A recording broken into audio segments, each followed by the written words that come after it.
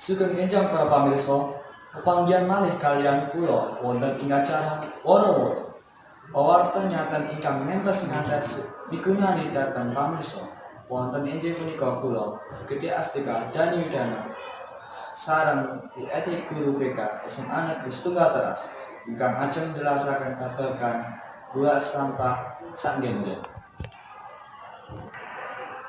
Pendapatipun Bu Edi babagan buang sampah sanggen-gen yaitu mboten parah, amargi rusak keindahan, mboten apik kanggo kesehatan, kaliyan iku nyenengake siswa-siswi mboten disiplin.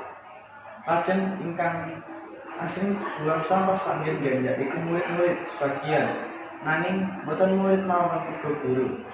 Kadadian iku dumadi saben dina wonten ing lingkungan sekolah. Biasanipun murid-murid buang sampah boten wonten sanggenipun, kayata mbuang sampah plastik wonten ing tong sampah organik.